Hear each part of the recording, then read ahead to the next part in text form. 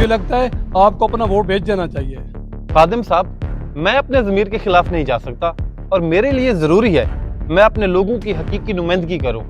और जो लोग अपना वोट बेच देते हैं वो कभी लोगों के दिल में जगह नहीं बना पाते। मगर सैम साहब, सियासत में भी समझौते करने पड़ते हैं और ये एक तल्ख हकीकत है। अरे सर, मैं समझौते करके अपनी कौम के साथ खयानत नहीं कर सकता।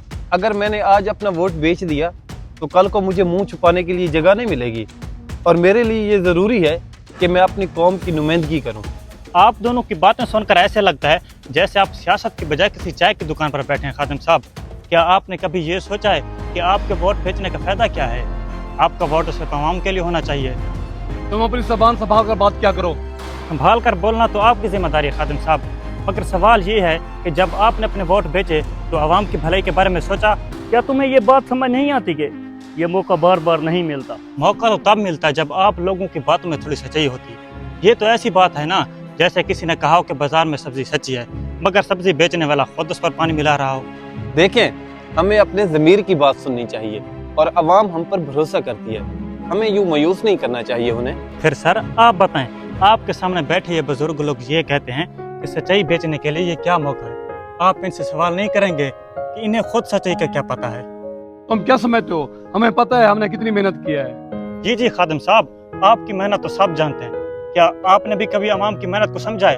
उनकी मेहनत का क्या होता है जब आप अपने मफाद के लिए उन्हें भूल जाते हैं? देखें, मैं अवाम का नुमाइंदा हूँ।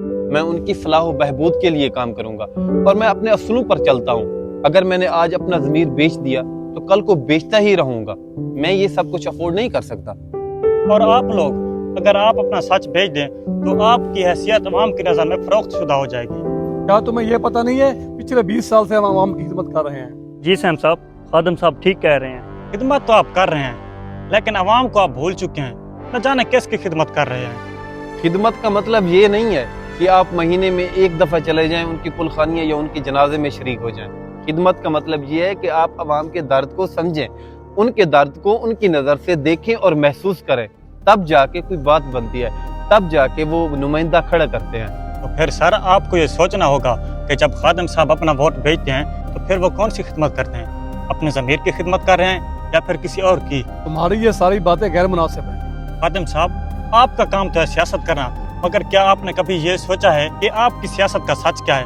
आप अपनी जगह पर बैठे हैं और आवाम की हालत पर नजर तक नहीं डालते। और 2 टके के मुंशी, तुम्हें अपनी ये बकवास बंद करनी चाहिए।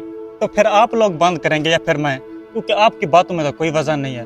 आप जब आवाम के साथ बैठते हैं तो उनकी बातें सुनने के बजाय अपने मफाद की बातें करते हैं। खादिम साहब और शुएब साहब, आपको ये समझना होगा हम यहाँ अवाम की खिदमत के लिए बैठे हैं, ना कि अपनी ज़ाती मफादात के लिए। तो फिर आपको अपने वोट का हक इस्तेमाल करने के लिए अवाम की हालत को देखना होगा, क्योंकि जब आप उन्हें भूल जाएंगे तो आपकी सियासत भी भूल जाएगी। हमें तो लगता है हमें यही सबक सिखाने आ गया है। जी खादिम साहब, आपकी सियासत तो ऐसे है जैसे चाय के बगैर बिस्किट और दोनों के बगैर कुछ भी नहीं। बिल्कुल जमशेद, तुम ठीक कह रहे हो और तुम्हारी बातों में सच्चाई है। हम सबको मिलकर अवाम के मसाइल के बारे में सोचना होगा। हम सबको उनके मफादात के लिए कोई ना कोई अच्छा फैसला करना होगा। तो फिर अगर आप अपने अवाम के लिए कुछ कर रहे हैं तो खादिम और शुएब साहब, आपको भी अपने वोटों की कीमत समझनी होगी, क्योंकि जब तक आप अपने वोट बेचते रहेंगे आपकी सियासत का कोई मुस्तकबिल नहीं।